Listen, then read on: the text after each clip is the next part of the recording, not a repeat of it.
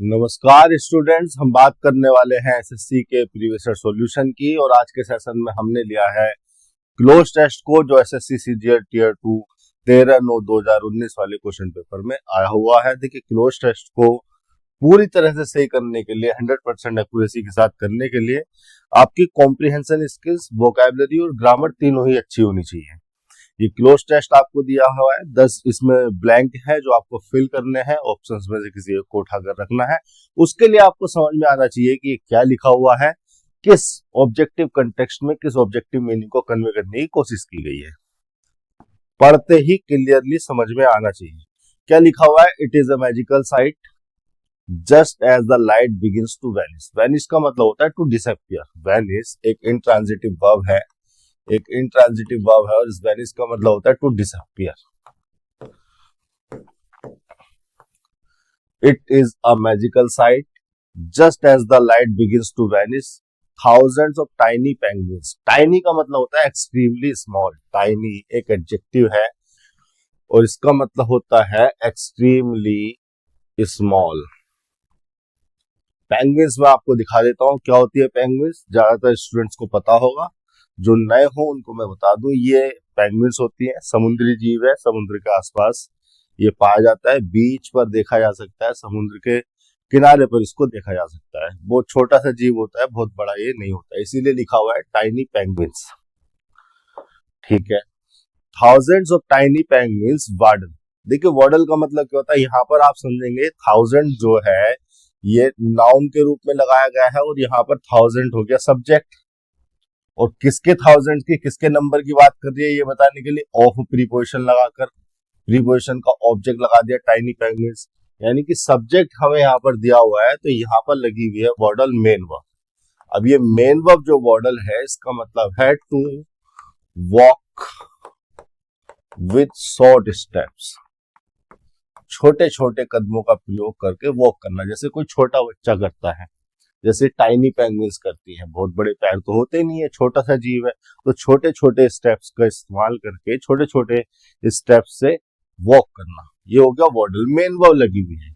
अब इसके बाद हमें यहाँ पर ब्लैंक में फिल करना है, और ब्लैंक के बाद लगा हुआ है एक नाउन, द सर्फ। सर्फ का क्या मतलब होता है ये भी मैं आपको बता देता हूं। देखिए, ये जो वेव्स होती हैं समुद्र में किनारे पर, बीच के आसपास की ये जो वेव होती है, इनके टॉप्स को वॉडल कहा जाता है। जैसे कि ये वेव है, इन वेव्स को हम वॉडल कह देंगे। सॉरी, वॉडल कह रहा हूं, सर्फ। वॉडल का मतलब टू वॉक। इन वेव्स के टॉप को सर्फ कहा जाता है। एक प्रोसेस भी होती है, इस तरह की एक प्रोसेस होती है जहां पर लोग इस वुडन प्लैंक का या किसी भी मटेरियल का ये होता हो, इस प्लैंक का यूज करके इस सर्फ पर सर्फिंग करते हैं, फ्लोट करते हैं। और इस फनी एक्टिविटी को, इस एंटरटेनिंग एक्टिविटी को सर्फिंग कहा जाता है।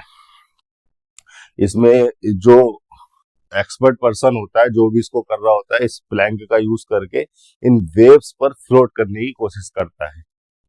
मूवीज वगैरह में आपने देखा होगा, या जो बीच इसके आसपास रहते हैं उनको ये पता होगा।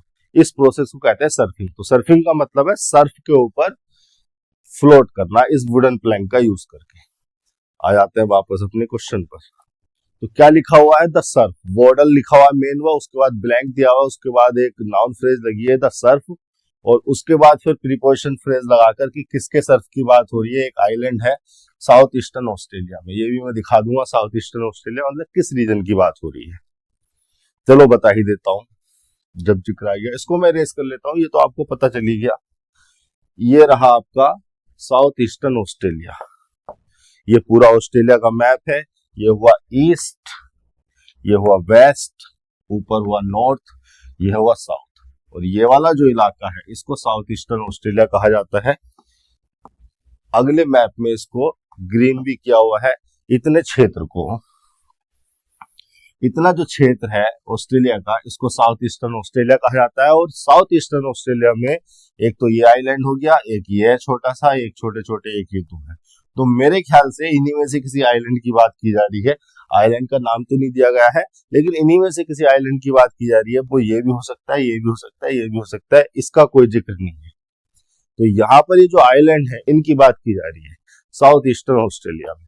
ठीक है, वापस अपने क्लोज टेस्ट पर आते हैं। ये तो जो है रिलीवेंट इंफॉर्मेशन थी, मेन इंफॉर्मेशन ये नहीं है।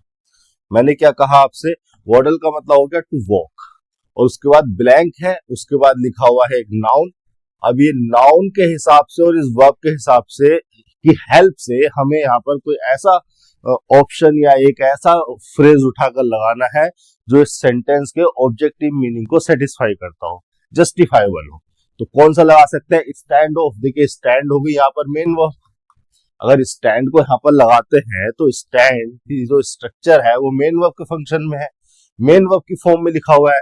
मेन वर्ब तो हमने ऑलरेडी लगा दी, तो क्या एक मेन वर्ब के बाद दूसरी मेन वर्ब लगा सकते हैं? लगानी भी होती तो हम टू का इस्तेमाल करके लगाते हैं, और टू उस फंक्शन में प्रीपोजिशन नहीं होती, इन्फिनिटिव बन रहा होता है।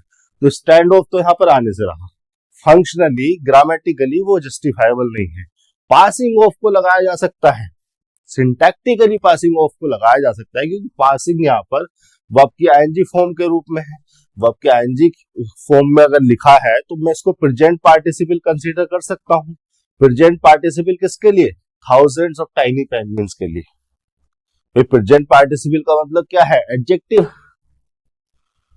और अगर एडजेक्टिव है तो वो इस नाउन के लिए इस्तेमाल किया जा सकता है, थाउजेंड्स ऑफ टाइनी पेंगुइन्स के लिए। लेकिन क्या पासिंग ऑफ लगाना यहाँ पर मीनिंगफुल है? सिंटैक्टिकली तो सही है, इस ग्रामेटिकल स्ट्रक्चर के हिसाब से सही है। यहाँ पर हमने मेन वर्ब लगा दी जो कि इंट्रांजिटिव नेचर की है, टू वॉक। वॉडल का मतलब है to walk with short steps, तो इंट्रांजिटिव नेचर की है, ऑब्जेक्ट तो उसे चाहिए नहीं था। अब प्रेजेंट पार्टिसिपल लगाया जा सकता है, एडजेक्टिव किसके लिए? थाउजेंड्स ऑफ टाइनी पेंगुइन्स के लिए। सिंटैक्टिकली तो सही है, लेकिन क्या सिमेंटिकली भी सही है? क्या मीनिंगफुल है? इसकी जांच कर लेते हैं। देखिए पासिंग के बाद लगा है ऑफ प्रीपोजिशन। ये प्रीपोजिशन आपकी कितनी हेल्प करेगा? अगर आप प्रीपोजिशन पर पकड़ बना चुके हैं, आप जानते हैं कि प्रीपोजिशन का किस प्रीपोजिशन का क्या फंक्शन होता है, तो ये आपकी कितनी हेल्प करते हैं क्लोज टेस्ट को सोल्व करने में। ऑफ प्रीपोजिशन यहाँ पर लगा हुआ है, और इस ऑफ अगर पासिंग ऑफ को यहाँ पर लगाएंगे तो इस ऑफ प्रीपोजिशन का ऑब्जेक्ट हो जाएगा द सर्फ। ऑफ प्रीपोजिशन का मतलब क्या होता है? ऑफ प्रीपोजिशन का मतलब होता है अवे फ्रॉम ए प्लेस और पोजीशन। किसी प्लेस या किसी पोजीशन से दूर की लोकेशन पर अगर कुछ है, कोई मूवमेंट है या कोई एग्जिस्टेंस है, तो इस तरह के सेंस को कन्वे करने के लिए हम ऑफ प्रीपोजिशन लगाते हैं। ऑफ प्रीपोजिशन का लिटरल मीनिंग है, डिक्शनरी पे डाल के देखोगे तो away from a place, away from a place और पोजीशन। कोई पोजीशन है, कोई प्लेस है, उससे दूर की बात करता है ऑफ अगर हम लगाते हैं। तो अगर हम यहाँ पर पासिंग ऑफ लगाते हैं तो ऑफ प्रीपोजिशन का ऑब्जेक्ट क्या बनेगा? The Surf. और सर्फ क्या होता है? क्या बताया मैंने, क्या होता है सर्फ? सर्फ हो गई ये सरफेस का टॉप, सॉरी सर्फ हो गई ये जो वेव्स है इनका टॉप, इनके टॉप को सर्फ कहा जाता है। ये वेव तो बहुत बड़ी होती है, बहुत ऊपर नीचे जाती है, लेकिन इनके जो टॉप होते हैं, इस टॉप को हम कहते हैं सर्फ। तो अगर इस सर्फ की बात की जा रही है और इससे दूर की लोकेशन को रिफर किया जा रहा है ऑफ प्रीपोजिशन लगाकर, तो ये जो वॉक करने वाली एक्टिविटी है ये कहाँ हो रही होगी? पासिंग, पासिंग जो वर्ब है उसके बाद ऑफ प्रीपोजिशन को लगाया गया है, तो ये जो पास करने वाली एक्टिविटी है वो कहां पर हो रही होगी? इन सर्फ से दूर हो रही होगी। और इन सर्फ से दूर होने का मतलब है या तो ये जो पेंगुइन्स है ये सी के अंदर पास हो रही होंगी कहीं इस सर्फ से काफी दूर, या फिर ये बीच पर कहीं होंगी, और बीच पर भी कहीं आसपास नहीं, काफी दूर। यही तो हो गया ऑफ प्रीपोजिशन का मतलब, पासिंग ऑफ द सर्फ। मैं यहां पर लिख देता हूं आपको ताकि ध्यान रहे, पासिंग ऑफ द सर्फ। तो सर्फ से किसी दूर की लोकेशन पर पासिंग वाली एक्टिविटी हो रही है। क्या ये मीनिंगफुल है?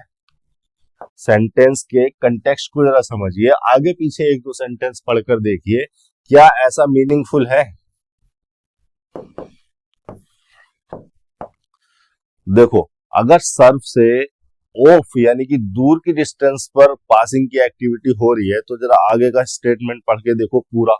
ऑस्ट्रेलिया के बाद यहाँ कोमा लगा हुआ है, एक दूसरी क्लोज लिखी हुई है, देन फिर यहाँ पर एक ब्लैंक है, the beach and along well born pass toward बुरोज।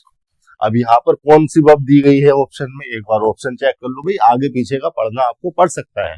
अगर किसी स्टेटमेंट का ऑब्जेक्टिव मीनिंग, ऑब्जेक्टिव कंटेक्स्ट आपको क्लियर नहीं हो रहा तो आगे पीछे के एक दो स्टेटमेंट पढ़ लिया करो, क्या कंटेक्स्ट दिया हुआ है, क्या मीनिंग दिया हुआ है। यहां पर देखो जरा, move out, move up, move on, move to, यानी कि चारों की चारों वर्ब इस तरह से लगाई गई हैं। फ्रेजल वर्ब यहां पर आपको दी गई है, यह वर्ब को प्रीपोजिशन के साथ लगाया गया है। कुल मिलाकर बीच की तरफ को मूव होने की बात हो रही है। और आपने यहां पर क्या लगा दिया था, आपने यहां पर लगा दिया था ऑफ द सर्फ। अगर यहां पर आपने ऑफ द सर्फ लगा दिया, अगर आपने यहां पर ऑफ द सर्फ लगा दिया तो या तो आप ये वाली इमेज पे जाइए, फिर आपने यहां पर लगा दिया अगर ऑफ द सर्फ, तो या तो आप सर्फ से दूर सी में है या फिर बीच पर दूर है कहीं। अगर आप सी में है, पेंगुइन अगर सी में है, सी में पास हो रही है, तो वो वॉडल नहीं कर सकती। भाई वॉडल का मतलब है वॉक करना। क्या समुद्र के अंदर वॉक किया जा सकता है, फ्लोट किया जा सकता है, स्विम किया जा सकता है, वॉडल तो नहीं किया जा सकता, वॉक तो नहीं किया जा सकता। दूसरी बात, अगर वो बीच पर है तो फिर आगे की क्लोज में बीच पर होने की बात ही क्यों कही जाती है। अगर वो ऑलरेडी बीच पर है, अगर आप ऑफ द सर्फ लगाकर ये कह रहे हो कि वो वॉक कर रही है या पास हो रही है सर्फ से दूर, ऑलरेडी बीच पर है, तो फिर आगे की क्लोज में बीच की तरफ को मूव होने की बात क्यों की जाती है। इसका मतलब पासिंग ऑफ को लगाना लॉजिकली मीनिंगफुल नहीं है। आ रही है बात समझ में? पासिंग ऑफ को लगाना लॉजिकली मीनिंगफुल नहीं है, और वो हुआ इस ऑफ प्रीपोजिशन की वजह से। तीसरे ऑप्शन में भी यही सेम प्रॉब्लम क्रिएट होगी। तो फार को लगा दिया आपने एडवर्ब के रूप में। फार रिफर करता है ग्रेट डिस्टेंस को, ग्रेट डिस्टेंस को रिफर करता है। फार का अगर लिटरल मीनिंग चेक करोगे डिक्शनरी पर तो इसका मतलब होता है एट, टू और from a great distance. Of preposition है और इस प्रीपोजिशन का मीनिंग मैंने अभी आपको बताया था। फिर से अगर आपने ऑफ प्रीपोजिशन यहां पर लगा दिया और यहां पर लगा दिया आपने फार, तो आप ये कह रहे हैं कि जो सर्फ है इससे दूर की लोकेशन पर वो वॉक कर रही है। तो वही सेम प्रॉब्लम क्रिएट हुई। भाई समुद्र में अगर दूर है, अगर वो दूर की लोकेशन समुद्र के अंदर है, सी के अंदर है, तब तो वॉक कर नहीं सकती। और अगर वो ऑलरेडी बीच पर वॉक कर रही है तो फिर अगली क्लोज में बीच पर मूव होने की बात क्यों कर रहे हो आप। तो दोनों ऑप्शन यहां से गलत हो जाते हैं। यहां पर यूज करना है आपको आउट ऑफ। आउट ऑफ को सिंटैक्टिकली जस्टिफाई कर लेते हैं। देखिए इन्हीं चीजों को लॉजिकली समझने में टाइम लगता है, वरना मेरा क्या है, मैं तो फटाफट बता के निकल जाऊं, आपकी अंडरस्टैंडिंग तो खत्म हो जाएगी ना उसमें। मुझे मेरे पॉइंट्स मिल जाएंगे जितने भी मिलेंगे, लेकिन आपकी अंडरस्टैंडिंग उसमें जीरो हो जाएगी, आप कुछ नहीं समझोगे। आउट हो गया एडवर्ब, और आउट यहां पर रिफर करेगा आउटसाइड के मीनिंग, और ऑफ हो गया प्रीपोजिशन। आउट हो गया एडवर्ब, और आउट एडवर्ब आउटसाइड लोकेशन को रिफर करेगा, आउटसाइड पोजीशन को रिफर करेगा। और किसके आउटसाइड की बात हो रही है ये बताने के लिए आपने ऑफ प्रीपोजिशन लगा दिया। अगर आप यहां पर आउट ऑफ लगाते हो तो ऑफ प्रीपोजिशन लगाया आपने ये बताने के लिए कि आप किसके आउटसाइड की बात कर रहे हैं, किसकी आउटसाइड लोकेशन, किसकी आउटसाइड पोजीशन की बात कर रहे हैं। आप सर्फ के आउटसाइड लोकेशन को रिफर कर रहे हैं। ये रहा आपका सर्फ, ये रहा आपका सर्फ, और इस सर्फ से आउटसाइड की लोकेशन हो गई बीच की तरफ। एक तरह से यहां पर आप देखेंगे ध्यान से तो यहां पर आउट ऑफ द सर्फ, ये जो आउट ऑफ फ्रेजल प्रीपोजिशन लिखी है, प्रीपोजिशन के साथ एक एडवर्ब लगा है, इसको मैं फ्रेजल प्रीपोजिशन कह सकता हूं। फ्रेजल प्रीपोजिशन, ये जो फ्रेजल प्रीपोजिशन है ये फ्रॉम के सिमिलर मीनिंग को कन्वे कर रही है। सर्फ हो गया उस सिचुएशन में वो सोर्स जिससे निकलकर वो बाहर को आ रही है। अगर किसी फिजिकल मूवमेंट का रिफरेंस हो तो out of phrasal preposition from के मीनिंग को, फ्रॉम के सिमिलर मीनिंग को कन्वे करती है। वो उस सोर्स को रिफर करती है जिस सोर्स से स्टार्ट होकर कोई मूवमेंट इनसाइड से आउटसाइड की तरफ हो रही है। क्योंकि आउट लगा रखा है तो इनसाइड से आउटसाइड की तरफ कोई मूवमेंट कंसीडर करनी पड़ेगी। यानी कि यहाँ पर मीनिंग है आउट ऑफ का फ्रॉम इनसाइड टू आउटसाइड। इस तरह के सिमिलर मीनिंग को कन्वे यहाँ पर किया जा रहा है। या from the source, from the source, out of का मतलब है फ्रॉम द सोर्स, और ये सोर्स है क्या, द सन। ये हो गया आपका पहला 226वें का फोर्थ ऑप्शन आपको लेना है। इसी तरह से आपको लॉजिकली सोचना पड़ेगा, तभी जाकर आप जो है 100% एक्यूरेसी के साथ कर पाएंगे। 227वें में 227 में देख लेते हैं क्या आना चाहिए। Move out, move up, moves on, move to. चार फ्रेजल वर्ब आपको दी गई है। या यूं कहिए कि वर्ब जो है वो हमारी इंट्रांजिटिव नेचर की है और आगे जो लगा है वो प्रीपोजिशन लगा है। हालांकि चारों जो वर्ब है ये फ्रेजल वर्ब भी है अपने आप में और इंट्रांजिटिव वर्ब प्लस प्रीपोजिशन भी इनको कंसीडर किया जा सकता है। फ्रेजल वर्ब कंसीडर करोगे तो फिर इन प्रीपोजिशन को एडवर्ब कंसीडर करना पड़ेगा। तो यहाँ पर क्या आना चाहिए मीनिंग के हिसाब से? पहले सेंटेंस का मीनिंग आपको पता है, दूसरे का समझने की कोशिश कीजिए। देन मूव तो यहाँ आना ही आना है, चारों ऑप्शन में मूव दिया हुआ है। The beach and along well वोन पार्ट टुवर्ड बुरोस। बुरोस क्या होता है मैं भी आपको बता दूंगा। देखिए मूव आउटसाइड को अगर आप यहाँ पर लगाते हैं तो आउट प्रीपोजिशन फिर से आउटसाइड को रिफर करेगी। आउट प्रीपोजिशन के बाद क्या ऑब्जेक्ट लगा है, द बीच, यानी कि बीच के आउटसाइड लोकेशन को रिफर किया जा रहा है। यानी कि ये सेंस कन्वे किया जा रहा है कि वो बीच से बाहर को निकल के आ गई। अभी तो आप कह रहे थे कि वो सर्फ से बाहर निकल के आई है, बीच की तरफ को आई है। आप कह रहे हो अब वो बीच से बाहर निकल के आ गई। देखिए पेंगुइन्स इतने बड़े क्रिएचर्स नहीं है कि वो एक छलांग मार के सर्फ से बाहर को आएंगे और दूसरी छलांग मार के वो बीच से बाहर निकल जाएंगे।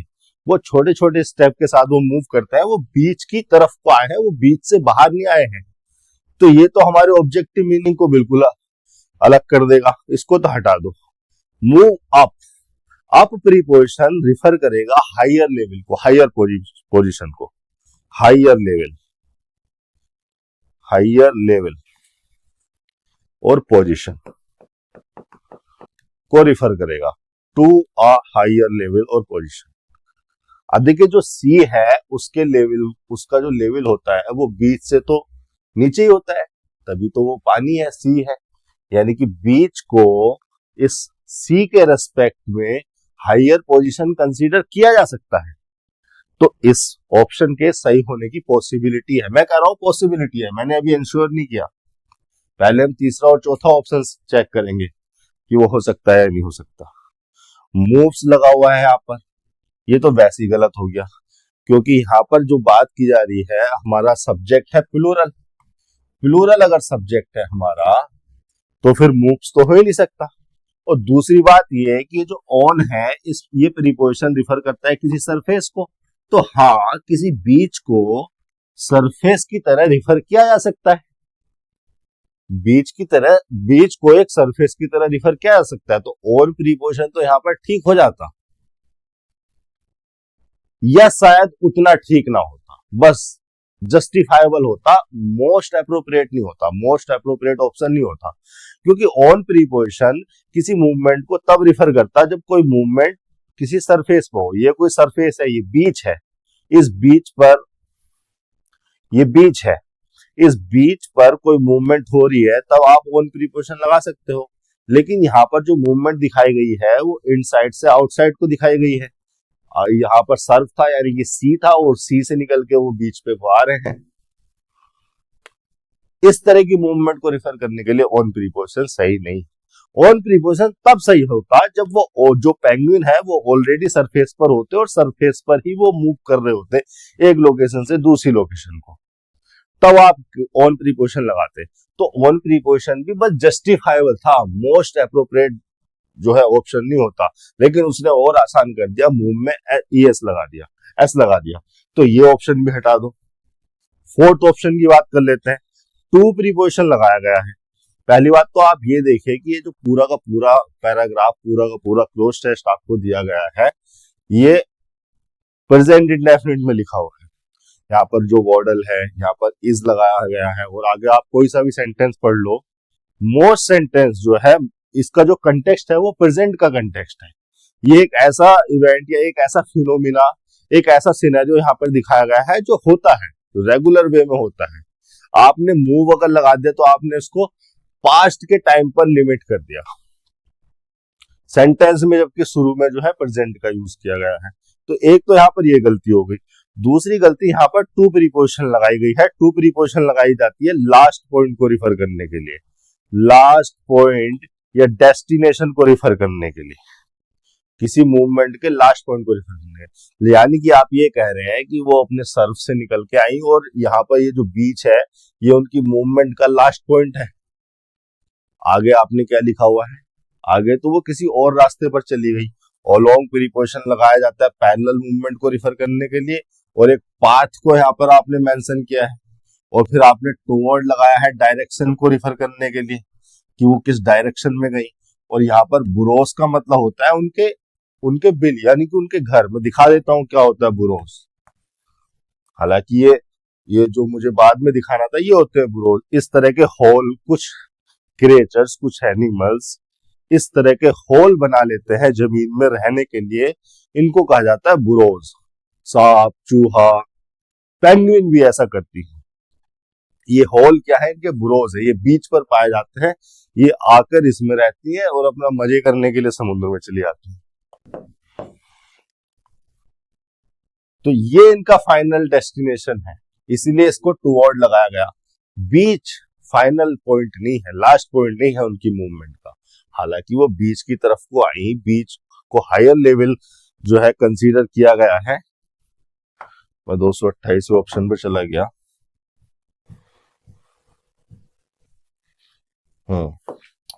वो बीच की तरफ को आई, बीच को हायर लेवल का, हायर पोजीशन कंसीडर की जा सकती है।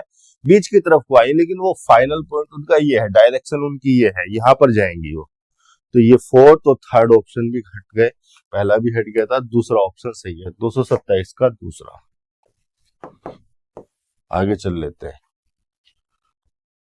फिर आगे का मैंने बताई आपको, अलोंग लगाया गया प्रीपोजिशन पैरेलल मूवमेंट को रिफर करने के लिए, और इसका ऑब्जेक्ट क्या है, well worn path. Well worn एक एडजेक्टिव है, इसका मतलब है often used, ऑफनली used.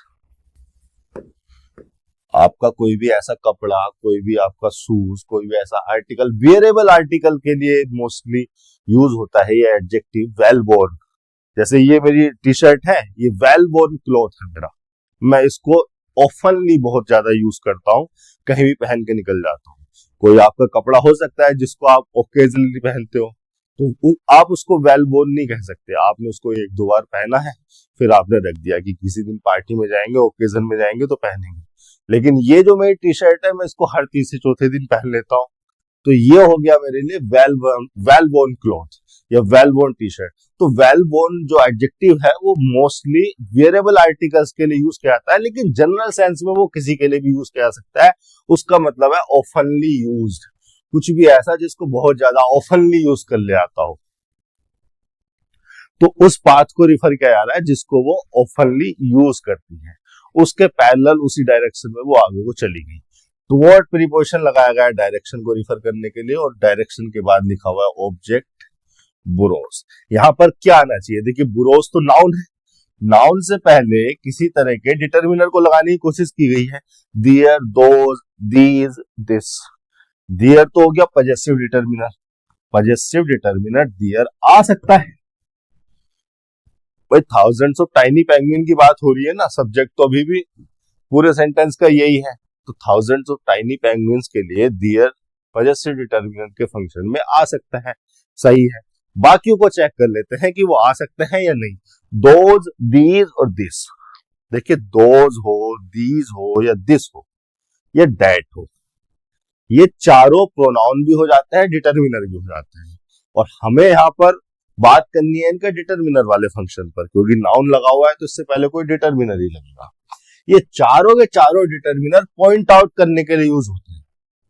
Point out हम तब कर सकते हैं जब कोई आइडेंटिफाइड थिंग, जब किसी चीज के बारे में हमें पता हो। मेरे सामने अगर कार खड़ी है तभी तो मैं कह सकता हूं दिस कार, वहां दूर कोई कार खड़ी है, मुझे पता है वहां पर एक कार है, तभी तो मैं कह सकता हूं दैट कार। अगर मेरे सामने बहुत सारी कार खड़ी है तभी तो मैं कह सकता हूं दीज कार्स। कोई दूर, मुझसे दूर लोकेशन पर कहीं बहुत सारी कार खड़ी है और मुझे पता है कि वहां पर कार है, तभी मैं कह सकता हूं दोस कार्स। तो दिस, दैट, दीज और दोज पॉइंट आउट करने के लिए यूज होता है, लेकिन पॉइंट आउट हम किसी चीज को तभी कर सकते हैं जब कंटेक्स्ट में पहले से किसी का जिक्र हो, नोन हो। अगर पहले यहां पर कहीं पर बुरोज का जिक्र हो जाता तो हम कह देते दीज बुरोज या दोज बुरोज की बात हो रही है। भाई दिस तो तब भी नहीं आता क्योंकि यहाँ पर ये प्लूरल है। दिस और डेट सिंगुलर के साथ आते हैं, दीज और दोस प्लूरल के साथ आते हैं। तो दीज और दोस को तब यूज किया जाना जस्टिफाइबल होता है जब पहले कहीं बुरोज का जिक्र होता, हमें पता होता है कि हम किन बुरोज को पॉइंट आउट कर रहे हैं। पॉइंट आउट इसलिए किया जा सकता है जिसके बारे में पता हो, जिसका कंटेक्स्ट में कहीं पर जिक्र हो। मेरे सामने अगर कार नहीं है तो मैं कह दूंगा कि दिस कार, या मुझे नहीं पता, मेरी आंखें बंद है तो मैं कह दूंगा कि दिस कार या डेट कार। जब मुझे पता ही नहीं वहां पे कार एग्जिस्ट करती है तो मैं दिस कार या डेट कार कैसे कह सकता हूं। तो पॉइंट आउट हम तभी कर सकते हैं जब आइडेंटिफाइड हो, जब नोन हो, जब पता हो, या कंटेक्स्ट में पहले कहीं जिक्र होता, तब ये सही भी होते। तो दीज और दोज यहां से तीनों ही खत्म हो गई। पजेसिव डिटरमिनर 228 की वे का फर्स्ट ऑप्शन हो जाएगा। पजेसिव डिटरमिनर हम यूज कर लेंगे। आगे चल लेते हैं। 229 the penguin parade. Penguin parade क्या होती है मैं दिखा देता हूँ। जब ये निकल के आते हैं समुद्र से तो एक लाइन में एक ही ऑलमोस्ट सेम स्पीड पर ये इस तरह से चलते हैं, इसी को पेंगुइन परेड कहा जाता है। ठीक है। The penguin parade has been a major attraction since the 1920s when tourist by torch light. एक ब्लैंक दिया गया है टूरिस्ट के बाद, देखिए वैन तो यहाँ पर एक कंजंक्शन के फंक्शन में होगा, टूरिस्ट यहाँ पर सब्जेक्ट हो गया हमारा प्लूरल सब्जेक्ट, प्लूरल सब्जेक्ट हो गया, और यहाँ पर हमें कुछ लगाना है और मेरे ख्याल से वर्ब फ्रेज लगानी है। चारों ऑप्शन में वर्ब फ्रेज दी गई है। और उसके बाद लिखा हुआ है बाय प्रीपोजिशन, और बाय प्रीपोजिशन के बाद लिखा हुआ है उसका ऑब्जेक्ट। बाय प्रीपोजिशन को यहाँ पर किसी डूअर को रिफर करने के लिए नहीं, उस मेथड को या उस थिंग को रिफर करने के लिए लगाया गया है जिसकी हेल्प से कुछ हुआ है। बाय प्रीपोजिशन का इस्तेमाल करते हैं पैसिव स्ट्रक्चर में किसी डूअर को रिफर करने के लिए, लेकिन बाय प्रीपोजिशन का इस्तेमाल किसी मैनर को, किसी एक्टिविटी को, या किसी ऐसी थिंग को रिफर करने के लिए भी किया जा सकता है जिस थिंग की हेल्प से कुछ हुआ हो। तो यहाँ पर देखिए वाज लीड तो लगाया ही नहीं जा सकता। क्यों नहीं लगाया जा सकता? पहली बात तो टूरिस्ट हमारा प्लूरल सब्जेक्ट है, वाज हमने एक ऐसा वर्ब लगा रखा है, एक ऐसा हेल्पिंग वर्ब लगा रखा है जो सिंगुलर सब्जेक्ट के साथ इस्तेमाल होता है। पहली चीज तो ये गलती हो गई। और दूसरी बात, अगर हमने वाज लगा दिया था, बी की फॉर्म लगा दी थी, तो बी की फॉर्म के साथ या तो वर्ब की आईएनजी फॉर्म लगाओ कंटिन्यूटी एक्सप्रेस करने के लिए, या फिर वर्ब की थर्ड फॉर्म लगाओ पैसिव स्ट्रक्चर को क्रिएट करने के लिए, पैसिव मीनिंग कन्वे करने के लिए। लीड ना तो आईएनजी फॉर्म है ना थर्ड फॉर्म है, ये बेस फॉर्म है, वर्ब की फर्स्ट फॉर्म है। दूसरी गलती ये होगी। अब ये सही लिखा है, वर्लेट से ही लिखा है, वर्ब बी की फॉर्म हो गई, क्योंकि प्लूरल सब्जेक्ट था तो ये वर लगा दिया, और ये वर्ब की थर्ड फॉर्म हो गई, पैसिव स्ट्रक्चर हो गई। क्या पैसिव स्ट्रक्चर को यहां पर लगाना चाहिए अभी बात करेंगे। हैड लेड, ये भी सही लिखा हुआ है। सिंटैक्टिकली ये ऑप्शन गलत था पहला वाला, बाकी के तीन सही लिखे हैं सिंटैक्टिकली। यहां पर कौन सा वाला जस्टिफाइबल है इस पर अभी बात करेंगे। हैड हेल्पिंग वर्ब हो गई, और लेड यहां पर वर्ब की थर्ड फॉर्म हो गई। हैज हैव हैड के साथ वर्ब की थर्ड फॉर्म लगाते हैं जब हम परफेक्शन को एक्सप्रेस करते हैं। लेकिन मैं आपको बता दूं, ये जो लीड है ये एक ट्रांजिटिव नेचर की वर्ब है, और ट्रांजिटिव नेचर की वर्ब अपने बाद अपना ऑब्जेक्ट लेती है एक्टिव मीनिंग में। जब एक्टिव स्ट्रक्चर में ट्रांजिटिव वर्ब लिखी होती है तो उनके बाद उनका ऑब्जेक्ट लिखा जाता है, और पैसिव स्ट्रक्चर में यही ऑब्जेक्ट सब्जेक्ट बन जाता है, और वर्ब आ जाती है बी प्लस वर्ब की थर्ड फॉर्म की स्ट्रक्चर में। ये तो बेसिक सी बात है, अभी मैं पिछले 1.5-2 से लेक्चर में यही समझाते हुए आ रहा हूं। सॉरी। अब आप यहां पर देखेंगे कि हैड लेड एक एक्टिव स्ट्रक्चर है। अगर ये एक्टिव स्ट्रक्चर है तो चूंकि लेड ट्रांजिटिव नेचर की है या लीड ट्रांजिटिव नेचर की है, तो उसके बाद होना चाहिए था इसका ऑब्जेक्ट। लेकिन ऑब्जेक्ट तो यहाँ पर कोई लिखा हुआ ही नहीं है, यहाँ पर तो बाई प्रीपोजिशन लिखा हुआ है। इट मीन्स ये स्ट्रक्चर गलत हो गया। यहाँ पर हमें कोई ऐसा स्ट्रक्चर लगाना है जो पैसिव स्ट्रक्चर में हो। पैसिव में तो यही है, फिर ये भी एक्टिव में लिखा हुआ है। भाई बी की फॉर्म सही लगाई, वो टूरिस्ट प्लूरल था तो वन लगाया, लेकिन लीडिंग जो लगाया है ये चूंकि ट्रांजिटिव नेचर की है, हमने इसको एक्टिव सेंस में लगा दिया, एक्टिव फॉर्म में लगा दिया। एक्टिव फॉर्म में लगाने की वजह से अब लीडिंग को चाहिए इसके बाद इसका ऑब्जेक्ट, जो कि यह है नहीं, तो ये भी गलत हो गया। 229 का थर्ड सही हो जाएगा।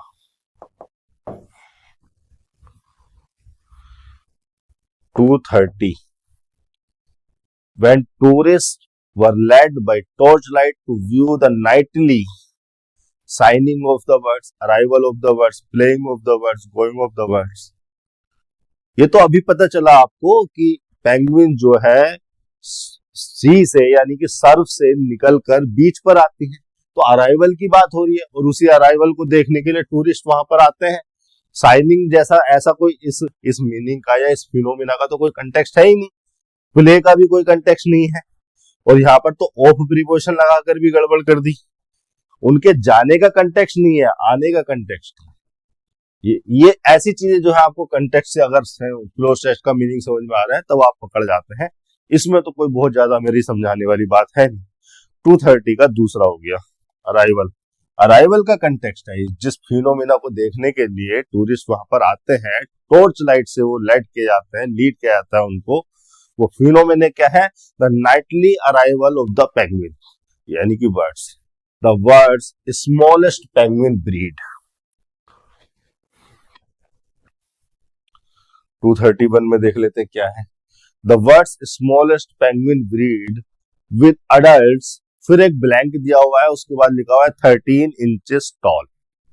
देखिए विद यहां पर प्रीपोजिशन हो गया और प्रीपोजिशन के बाद लिखा हुआ है उसका ऑब्जेक्ट यानी कि नाउन। अब यहां पे क्या लगा सकते हैं आप? यहां पर आपको ऑप्शन देख लीजिए और यहां पर आप सिंटैक्टिकली, अगर आप ग्रामर को समझते हैं, अगर आपने ग्रामर को सिंटैक्टिकली समझा है तो आप यहां पर क्या लगा सकते हैं? देखिए ये कोई क्लोज तो है नहीं, क्लोज इसको तब कंसीडर कर लेते जब यहां पर कोई कंजंक्शन वगैरह लगा होता, तो क्लोज तो कोई है ही नहीं, ये तो एक प्रीपोजिशनल फ्रेज लिखी हुई है।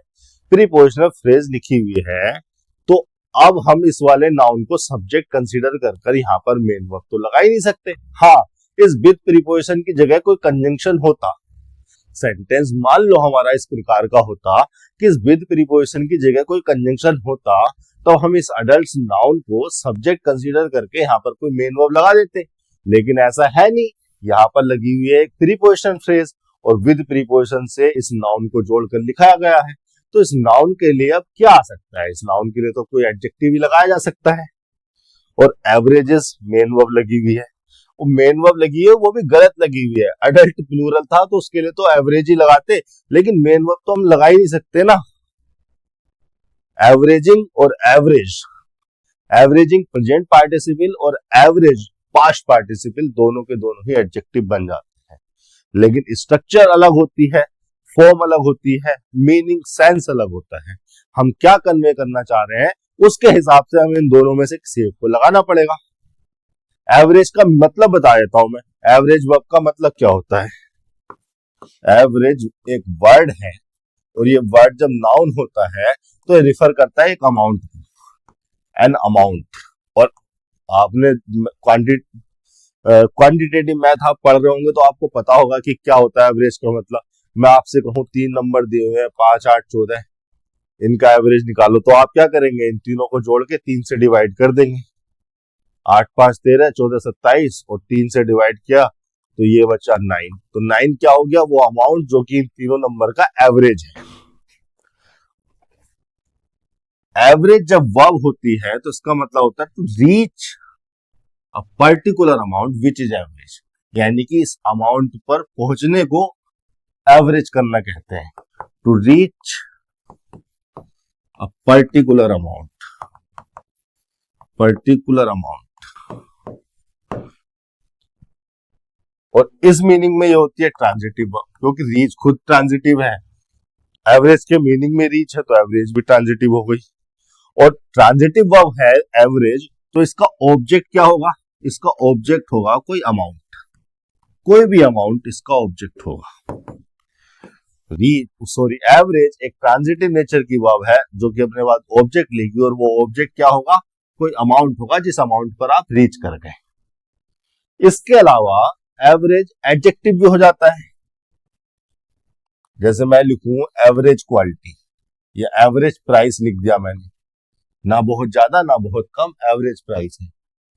या मैंने लिख दिया एवरेज परफॉर्मेंस, किसी डांसर को, किसी सिंगर को मैंने परफॉर्म करते हुए देखा, किसी एक्टर को, मैंने उसकी परफॉर्मेंस देख के बोलते हैं एवरेज परफॉर्मेंस है, नहीं यानी कि ना तो बहुत बढ़िया है ना बहुत बेकार है।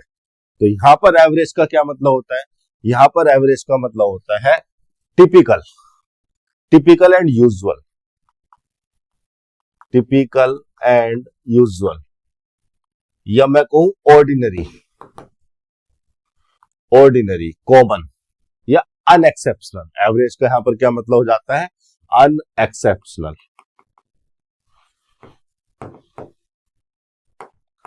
तो ये एवरेज का मतलब होता है। हालांकि एवरेज को हमें यहां पर यूज करना है इस वर्ब वाले फंक्शन में, भाई अगर चाहो तो उसे, या चाहे उसे प्रेजेंट पार्टिसिपल की तरह लगा लो, चाहे उसको पास्ट पार्टिसिपल की तरह लगा लो, है तो दोनों की दोनों नॉन फाइनाइट वर्ब ना।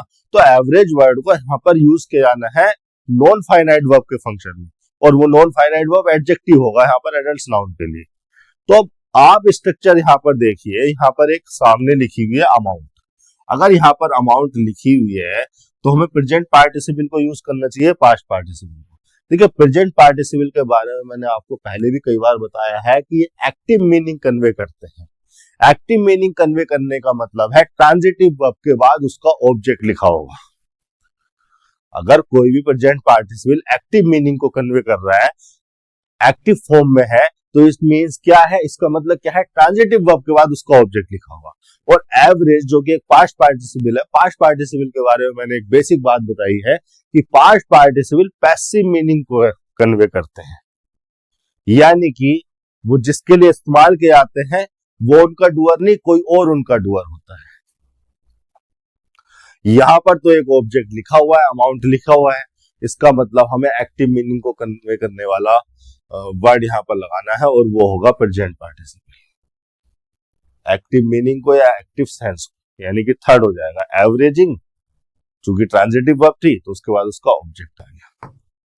With adults averaging 13 inches tall, 231 का हो गया third option. 232 for much of that time the penguins lived, live तो देखिए मेन वर्ब हो गई हमारी, द पेंगुइन सब्जेक्ट हो गया, लिव्ड हो गई मेन वर्ब यानी कि इंट्रांजिटिव नेचर की है। द रेजिडेंट्स हो गया हमारा ऑब्जेक्ट, और यहां पर लगा दिया हमें प्रीपोजिशन, यानी कि चार ऑप्शन में हमें प्रीपोजिशन दी गई है। प्रीपोजिशन का ऑब्जेक्ट होगा द रेजिडेंट्स। प्रीपोजिशन जब भी लगाए आप, तो आप ये देख लें कि प्रीपोजिशन का फंक्शन होता है सेंटेंस में किसी नाउन प्रोनाउन को जोड़ना, या सेंटेंस के किसी भाग से नाउन प्रोनाउन को जोड़ना। तो प्रीपोजिशन लगाते वक्त आप देख लें कि आप किसको किससे जोड़ रहे हैं। तो यहाँ पर द रेजिडेंट्स को लिफ्ट से जोड़ने की कोशिश की जा रही है, और ये जो प्रीपोजिशन फ्रेज है ये एडवर्ब प्लेस हो रही होगी, एडवर्ब प्लेस। इस एक्टिविटी के लिफ्ट जो मेन वर्ब है, इस मेन वर्ब के प्लेस को बताने के लिए हमें एडवर्ब प्लेस लगाना था, हमने प्रीपोजिशन जोड़कर वो लगाने की कोशिश की है प्रीपोजिशन फ्रेज में। तो क्या लगाया जा सकता है? With in, among, between, towards. देखिए टुवर्ड्स का मैं बता चुका हूं, डायरेक्शन को रिफर करने के लिए लगाया जाता है। विद इन का क्या मतलब होता है? विद इन को लगाया जाता है, विद इन का मीनिंग होता है इनसाइड अ प्लेस, लिमिट और बाउंड्री। किसी प्लेस, किसी लिमिट या किसी बाउंड्री के इनसाइड के मीनिंग को रिफर करने के लिए हम विद इन प्रीपोजिशन को लगाते हैं। अब ये जो रेजिडेंट है प्लेस तो है नहीं, और लिमिट और बाउंड्री की अगर मैं बात करूं तो लिमिट और बाउंड्री टाइम की हो सकती है, टाइम की कोई लिमिट हो सकती है, किसी प्लेस की कोई लिमिट हो सकती है। इसके अलावा एब्स्ट्रैक्ट लिमिट भी हो सकती है। जैसे जैसे मेरी मेरी जो आइडियाज है उनकी एक लिमिट है, मेरी जो थॉट प्रोसेस है, मेरी जो थिंकिंग है, उनकी एक लिमिट है। तो ये हो गई abstract limit. Brain, with in my brain, with in my mind, ये सारी की सारी क्या है, एब्स्ट्रैक्ट लिमिट है। इस तरह की जो है एब्स्ट्रैक्ट लिमिट भी लगाई जा सकती है विद इन प्रीपोजिशन के बाद। लेकिन क्या रेजिडेंट्स को यहाँ पर लिमिट की तरह रिफर किया जा रहा है? क्या रेजिडेंट्स किसी लिमिट या बाउंड्री को रिफर कर सकते हैं और ये मानकर कि रेजिडेंट लिमिट और बाउंड्री को रिफर कर रहे हैं विद इन प्रीपोजिशन लगा सकते हैं? नहीं, रेजिडेंट को तो लिमिट या बाउंड्री की तरह रिफर किया नहीं जा सकता। कोई डायरेक्शन भी नहीं है, क्योंकि डायरेक्शन हम तब रिफर करते हैं जब कोई मूवमेंट हो रही है। यहां पर कोई मूवमेंट है ही नहीं। हाँ, लिफ्ट की जगह अगर मूव्ड होता या वॉक्ड होता तो हम कह देते हैं कि हम डायरेक्शन को रिफर कर रहे हैं। किसी फिजिकल मूवमेंट को रिफर करने वाली अगर हमारी वर्ब होती तो हम डायरेक्शन को रिफर करने की कोशिश करते। लिफ्ट तो कोई ऐसी वर्ब है ही नहीं जो किसी फिजिकल मूवमेंट को रिफर करे, वो तो एग्जिस्टेंस को रिफर करती है, और एग्जिस्टेंस में क्या डायरेक्शन? तो टुवर्ड्स भी हटा दो। बिटवीन को हम तब यूज करते हैं जब हमें दो एंटिटीज के बीच के स्पेस या लोकेशन को रिफर करना हो। ये दो एंटिटीज है, दो पॉइंट है। ये पॉइंट टाइम के भी हो सकते हैं, स्पेस के भी हो सकते हैं। हालांकि टाइम का तो यहाँ पर कोई रेफरेंस है नहीं, स्पेस का ही रेफरेंस कंसीडर किया जा सकता है। मतलब आप ये कह रहे हो कि एक रेजिडेंट यहाँ पर है, यहाँ पर रहता है, और दूसरा रेजिडेंट यहाँ पर रहता है, और इन दोनों रेजिडेंट के बीच में बहुत सारी पेंगुइन्स रहती हैं। क्या ये प्रैक्टिकली पॉसिबल है कि सिर्फ दो ही रेजिडेंट्स के बीच में पेंगुइन रहती हो? कंटेक्स्ट में ऐसा नहीं है, प्रैक्टिकली पॉसिबल नहीं है। तो बिटवीन को नहीं लगाना चाहिए, यहां पर लगाना चाहिए अमंग। अमंग जो प्रीपोजिशन है, ये इसका मतलब होता है सराउंडेड बाय पॉपुलर थिंग्स। यहां पर लिख देता हूं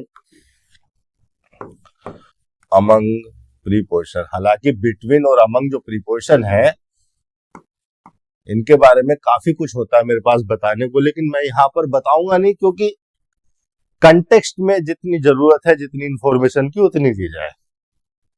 जब प्रीपोजिशन चैप्टर पढ़ेंगे तो खूब इन पर बात करेंगे। पूरा एक लेक्चर बिटवीन और अमंग पर बना दूंगा मैं। और पहले जब मैंने कॉमन एरर्स वगैरह लेक्चर में आया होगा सामने, तो मैंने बताया भी होगा। हालांकि यहाँ पर अमंग का मतलब है जब अमंग के द्वारा, अमंग प्रीपोजिशन के द्वारा किसी लोकेशन को, किसी पोजीशन को रिफर किया जाता है, तो कौन सी लोकेशन होती है, वो कौन सी पोजीशन होती है? सराउंडेड बाई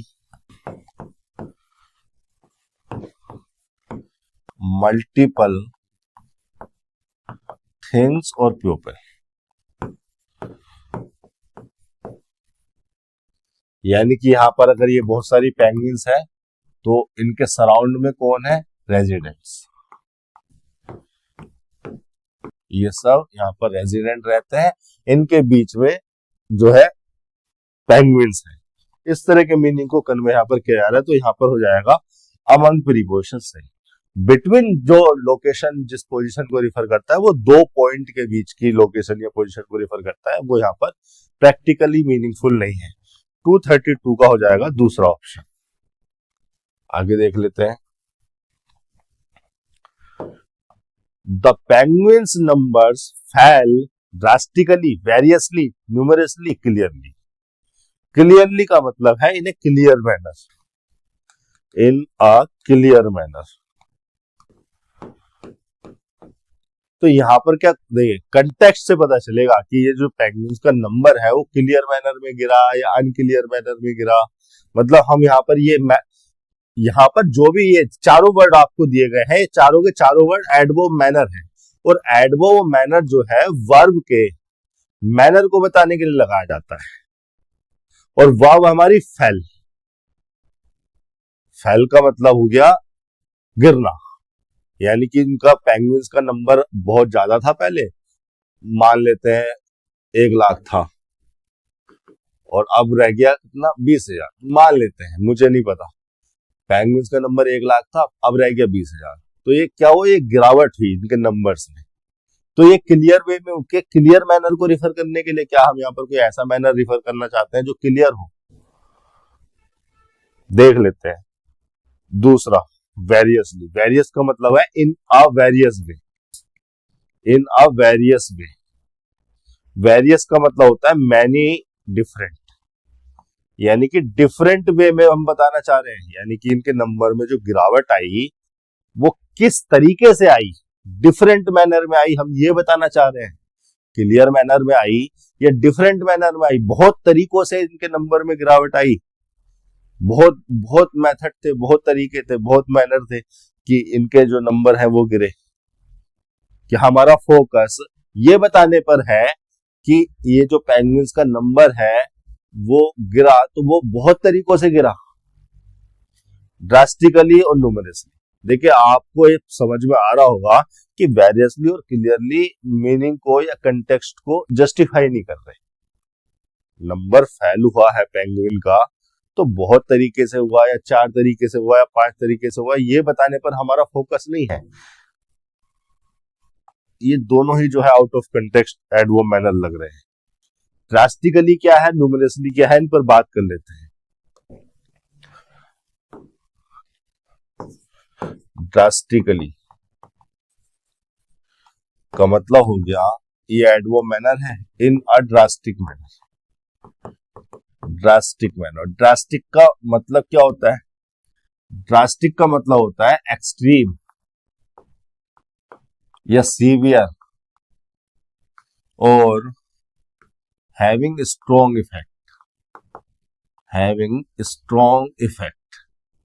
हम ड्रास्टिकली को तब यूज करते हैं जब किसी चेंज का कंटेक्स्ट हो या किसी इंपैक्ट का कंटेक्स्ट हो, किसी पर कोई इफेक्ट पड़ा या कोई परिवर्तन हुआ, कोई चेंज हुआ, तो हम ड्रास्टिकली एडवर्ब मैनर को यूज करते हैं। फिर एक एडवर्ब मैनर आपको दिया गया है न्यूमरसली। न्यूमरसली का मतलब होता है in large number, in large numbers या in great quantity, in great quantity. Numerously को हम तब यूज करते हैं जब हमारा जो कंटेक्स्ट हो वो अमाउंट, नंबर या जनरल वे में कहूं क्वांटिटी बताने पर हो, हमें अबंडेंस बतानी हो कि कोई चीज कितनी मात्रा में है, कितनी मात्रा में एग्जिस्ट करती है, कितने ज्यादा नंबर में वो चीज एग्जिस्ट करती है। जब हमारा फोकस ये बताने पर हो कि कितनी क्वांटिटी में, कितने ज्यादा नंबर में, कितने ज्यादा अमाउंट में, कितनी ज्यादा अबंडेंस उस चीज की है, तो हम न्यूमरसली का यूज करते हैं। लेकिन जब कोई चेंज हो रहा हो या किसी पर कोई स्ट्रॉन्ग इफेक्ट हो तो हम ड्रास्टिकली को यूज करते हैं। यहां पर आप देखेंगे तो एक चेंज की बात की गई है। भाई ये जो वर्ब है फैल, ये एक चेंज को तो रिफर कर रही है। नंबर पर हमारा फोकस है, पेंगुइन्स के नंबर पर हमारा फोकस है, क्योंकि पेंगुइन के नंबर में ही फॉल आया है। लेकिन ये जो फॉल है ये तो खुद अपने आप में एक चेंज है, तो इस चेंज पे हमारा फोकस अगर है तो हमें यूज करना चाहिए ड्रास्टिकली। न्यूमरसली जो है यहां पर, अगर ड्रास्टिकली नहीं होता तो मैं न्यूमरसली को लगा देता, लेकिन मोस्ट अप्रोप्रिएट वर्ड मुझे यहां पर मिला ड्रास्टिकली, 233 का फर्स्ट ऑप्शन। वेरियसली और क्लियरली मीनिंग को जस्टिफाई नहीं कर रहे हैं, जिस मीनिंग में हमारा पैराग्राफ जा रहा है। हमारा ध्यान ये बताने पर नहीं है कि पेंगुइन का नंबर क्लियर वे में फेल हुआ, फॉल हुआ या बहुत तरीकों से फॉल हुआ। हमारा ध्यान है ये बताने में कि बहुत ज्यादा उसमें गिरावट आई, ड्रास्टिकली जो है नंबर फेल हुआ। 233 का फर्स्ट ऑप्शन।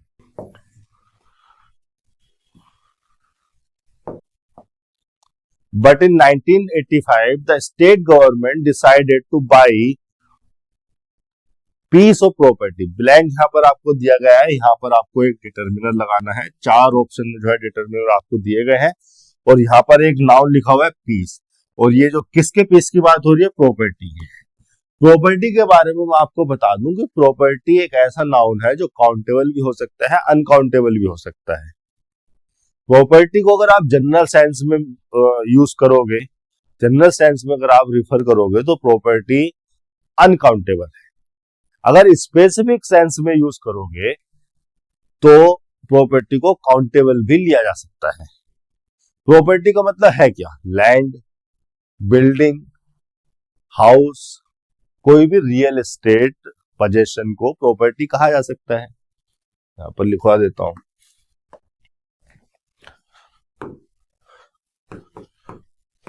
प्रॉपर्टी का मतलब हो गया लैंड, हाउस, बिल्डिंग और रियल एस्टेट पोजेशंस, ETC। अब इस प्रॉपर्टी को अगर आप जनरल सेंस में यूज करोगे ना, जनरल सेंस में रिफर करोगे, जनरल सेंस में, तो ये है भैया अनकाउंटेबल।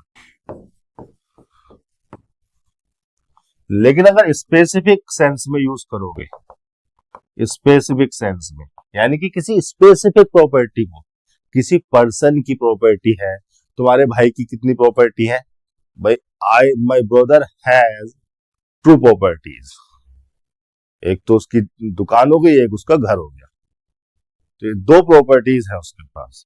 तो इस सेंस में क्या है, आपने प्रॉपर्टीज को स्पेसिफिक कर दिया, आप अपने भाई की प्रॉपर्टीज बता रहे हैं, तो इस सेंस में जो है प्रॉपर्टीज काउंटेबल हो जाता है, काउंटेबल हो जाता है। अब आपके सेंटेंस में यूज किया गया है इसको जनरल सेंस में। जनरल सेंस का मतलब है आपको यहां पर नाउन को अनकाउंटेबली ट्रीट करना पड़ेगा, और चूंकि प्रॉपर्टी यहां पर अनकाउंटेबल है, तभी तो हमें पीस को लगाकर उसके यूनिट को काउंट करने की जरूरत पड़ी।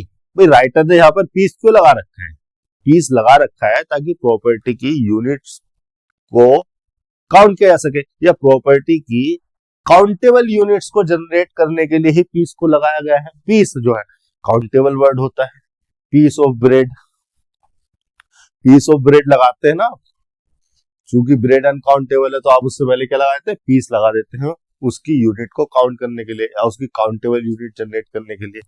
तो प्रॉपर्टी को लिया गया है यहाँ पर जनरल सेंस में अनकाउंटेबल, और उसकी काउंटेबल यूनिट जनरेट करने के लिए आपने लगाया है पीस। अब ऑल पीस होना चाहिए, एनी पीस होना चाहिए, ईच पीस होना चाहिए, सम पीस होना चाहिए। देखो सबसे पहली बात तो मैं आपको यहाँ पर ये बता दूं कि यहाँ पर ये जो पीस है ना, ये गलती है, यहाँ पर होना चाहिए पीसेस, क्योंकि अगर यहाँ पर पीस सही होता ना तो ऑप्शन में ए जरूर होता sorry, a piece of property, ए तो ऑप्शन में कहीं है नहीं। हालांकि ईच भी एक ऐसा वर्ड है जो कि सिंगुलर नाउन के साथ यूज हो सकता है, लेकिन ईच तो यहाँ पर आना ही नहीं है, एनी भी यहाँ नहीं आना है। ऑल की बात कर लेते हैं, देखिए ईच, एनी, ऑल, सम क्यों नहीं आने हैं, और यहाँ पर मुझे इसको देखकर ऐसे क्यों लगा कि पीस नहीं पीसेस होना चाहिए। मतलब ये जो क्लोज टेस्ट है मैंने किरण पब्लिकेशन से लिया है, और किरण पब्लिकेशन वाले या कोई भी किताब वाला टाइपिंग में एरर कर सकता है, टाइपिंग मिस्टेक ये हो सकती है। एसएससी ने यहाँ पर पीसेस ही लिख के दिया होगा, इन्होंने पीस कर दिया होगा, एस हटा दिया होगा, माफ कर दो इनको। तो मुझे ऐसा क्यों लगा यहाँ पर पीसेस होना चाहिए, ये भी देख लेते हैं। देखिए ऑल, ऑल को अगर यहाँ पर लगाओगे तो आप ऑल पीसेस की बात कर रहे हो। ऑल पीसेस का मतलब वो जो आइलैंड है साउथ ईस्टर्न ऑस्ट्रेलिया में, उसमें जितने भी प्रॉपर्टी है सारी की सारी आपने पेंगुइन को दे दी। ये आगे यही तो लिखा गया है, but in 1985 the state government decided to buy all pieces of property on the peninsula and return the land to the penguins, कि सारी की सारी प्रॉपर्टी आपने पेंगुइन्स को दे दी। पेंगुइन्स इंपॉर्टेंट है, लेकिन इतने भी इंपॉर्टेंट नहीं है कि आप उनको पूरा का पूरा आइलैंड दे दोगे। बस आइलैंड पर रेजिडेंट्स भी तो रहते हैं, उन रेजिडेंट्स का आप क्या करोगे। तो ये जो है प्रैक्टिकल वर्ड नहीं है, प्रैक्टिकल डिटर्मिनर नहीं है, ऐसा तो हुआ नहीं होगा। एनी को लगा सकते हैं क्या आप, देखिए एनी एक अनआइडेंटिफाइड या अनस्पेसिफाइड प्रॉपर्टी को रिफर करेगा। यहां पर लिख देता हूं अनस्पेसिफाइड और अनआइडेंटिफाइड, आइडेंटिफाइड प्रॉपर्टी को रिफर करेगा। कंटेक्स्ट कुछ इस प्रकार का होना चाहिए अगर एनी को यूज करना है कि बहुत सारी प्रॉपर्टी वहां पर थी आइलैंड पर, उनमें से एनी प्रॉपर्टी, चाहे इसको ले लो, चाहे इसको ले लो, चाहे इसको ले लो, तुम्हारे ऊपर डिपेंड करता है। एनी प्रॉपर्टी से इनमें से मैं किसी एक को तो रिफर कर रहा हूं, लेकिन वो कौन सी वाली एक है ये पता नहीं चलेगा लिसनर को। एनी प्रॉपर्टी सुनने वाला इसको भी कंसीडर कर सकता है, इस प्रॉपर्टी को भी कंसीडर कर सकता है, इस प्रॉपर्टी को भी कंसीडर करता है। ऐसा कंटेक्स्ट यहां पर है नहीं। भाई एनी प्रॉपर्टी थोड़ी दी होगी, हाँ एनी प्रॉपर्टी देने का प्रपोजल हो सकता था, लेकिन जब प्रॉपर्टी दे दी तो अब तो वो कोई स्पेसिफिक हो गई ना, अब तो वो अनआइडेंटिफाइड अनस्पेसिफाइड नहीं रही होगी ना। तो इसलिए एनी को भी कंटेक्स्ट में यूज नहीं कर सकता। ईच को यूज कर सकता है क्या? ईच की बात कर लेते हैं। देखिए ईच एक ऐसा वर्ड है जिसको हम दो या दो से ज्यादा के लिए भी यूज कर सकते हैं। डिस्ट्रीब्यूटिव सेंस में यूज होता है इंडिविजुअलिटी पर फोकस करने के लिए। यहां पर लिखवा देता हूं ईच, दो या दो से ज्यादा के लिए भी यूज हो जाता है, दो से ज्यादा के लिए भी यूज हो जाता है। डिस्ट्रीब्यूटिव सेंस में यूज होता है, डिस्ट्रीब्यूटिव सेंस में इंडिविजुअलिटी पर फोकस करने के लिए, इंडिविजुअलिटी पर फोकस करने के लिए, फोकस करने के लिए प्रोनाउन भी हो जाता है, डिटरमिनर भी हो जाता है। हालांकि हमें यहां लगाना है तो डिटरमिनर के फंक्शन में लगाना है। ईच को हम तब यूज करते हैं जब हम किसी आइडेंटिफाइड ग्रुप के हर मेंबर को इंडिविजुअली रिफर करना चाहते हैं। आइडेंटिफाई, फिर से बोल रहा हूं, ईच को हम तब यूज करते हैं जब हम किसी आइडेंटिफाइड ग्रुप के हर मेंबर को इंडिविजुअली रिफर करना चाहते हैं। अगर मैं लिख दूं यहां पर आई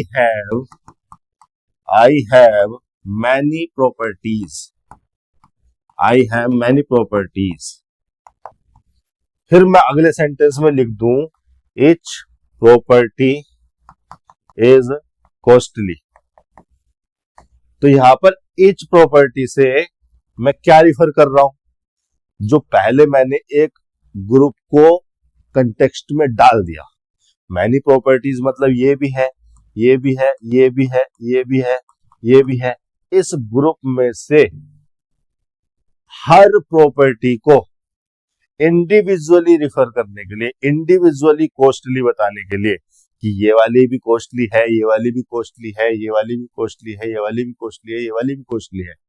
मतलब एक ऑलरेडी आइडेंटिफाइड ग्रुप के हर मेंबर को इंडिविजुअली रिफर करने के लिए, इंडिविजुअली कॉस्टली बताने के लिए मैंने क्या लिखा? ईच प्रॉपर्टी लिखा। तो ईच को हम तभी यूज कर सकते हैं जब हमारे पास एक ऑलरेडी आइडेंटिफाइड ग्रुप हो। कंटेक्स्ट में अगर पहले कहीं पर प्रॉपर्टीज का ऐसा जिक्र होता, बताया गया होता कि यहाँ पर ऐसे ऐसे प्रॉपर्टीज हैं, इन प्रॉपर्टीज की बात कर रहे हैं, तो ईच प्रॉपर्टी को लगाया जाना कंटेक्स्टफुल था। ऐसा कहीं पर है नहीं। बचा आपके पास सम। सम को यहां पर यूज किया जा सकता है, और क्यों यूज किया जा सकता है जरा देख लीजिए। देखिए सम जो डिटरमिनर है, ऑब्वियसली एक से ज्यादा की बात करेगा अगर काउंटेबल के लिए यूज हो रहा है तो। ये अनकाउंटेबल के लिए भी यूज किया जा सकता है, काउंटेबल के साथ भी यूज किया जा सकता है। डिटरमिनर भी हो सकता है, प्रोनाउन भी हो सकता है। यहां पर हमें इसके डिटरमिनर वाले फंक्शन पर फोकस करना है। अनकाउंटेबल नाउन के साथ भी आ सकता है, काउंटेबल नाउन के साथ भी आ सकता है। लेकिन जब काउंटेबल नाउन के साथ आएगा तो प्लूरल के साथ आएगा, क्योंकि ऑब्वियसली एक से ज्यादा की बात करेगा। अगर एक की बात होती तो सब क्यों लगाते, ए या एन लगा देते।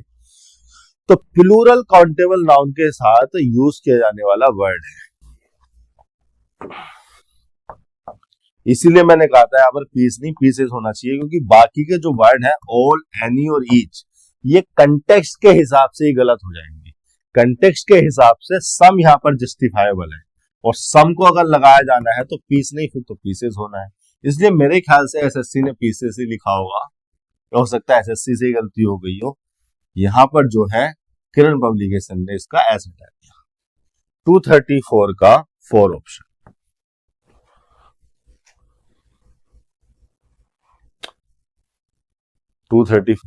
Today there are about 31,000 penguins, blank दिया गया है, on the peninsula up from 12,000 in the 1980s. Preparing, proceeding, propelling, breeding. Verb की आईएनजी फॉर्म दी गई है, वर्ब की आईएनजी फॉर्म या तो बी की किसी फॉर्म के साथ आती है, बी की कोई भी फॉर्म लिखी होगी एज एम आर वाज, या फिर उसके साथ आईएनजी फॉर्म लिखी होगी। वो आती है कंटिन्यूटी को एक्सप्रेस करने के लिए जब वो वर्ब की आईएनजी फॉर्म मेन वर्ब हो। लेकिन यहाँ पर कोई बी की फॉर्म तो है नहीं। इट मींस यहाँ पर ये जो वर्ब की आईएनजी फॉर्म आनी है यानी प्रेजेंट पार्टिसिपल के फंक्शन में। प्रेजेंट पार्टिसिपल क्या हो जाएगा, एडजेक्टिव। और प्रेजेंट पार्टिसिपल किसके लिए, पेंगुइन के लिए। और प्रेजेंट पार्टिसिपल एक्टिव मीनिंग को कन्वे करता है, यानी कि यहाँ पर जो भी वर्ब लिखी जानी है उसका डूअर कौन होगा, पेंगुइन होगा। पहली बात तो ये। और दूसरी बात ये, यहाँ पर इंट्रांजिटिव वर्ब लिखी जानी है तो प्रेजेंट पार्टिसिपल क्या है, नॉन फाइनाइट वर्ब है, वर्ब की आईएनजी फॉर्म, वो यहाँ पर इंट्रांजिटिव होनी चाहिए क्योंकि आगे कोई ऑब्जेक्ट नहीं लिखा, आगे लिखा है प्रीपोजिशन। इट मींस हमें यहाँ पर एक ऐसा वर्ड लगाना है जो इंट्रांजिटिव भी हो और वर्ब की आईएनजी फॉर्म। वर्ब की आईएनजी फॉर्म तो सारी है, इंट्रांजिटिव देख लेते हैं। प्रिपेयरिंग ट्रांजिटिव है, नहीं हो पाएगा। प्रोसीडिंग इंट्रांजिटिव तो है लेकिन मीनिंगफुल नहीं है। प्रोसीडिंग का मतलब है टू कंटिन्यू, टू कंटिन्यू।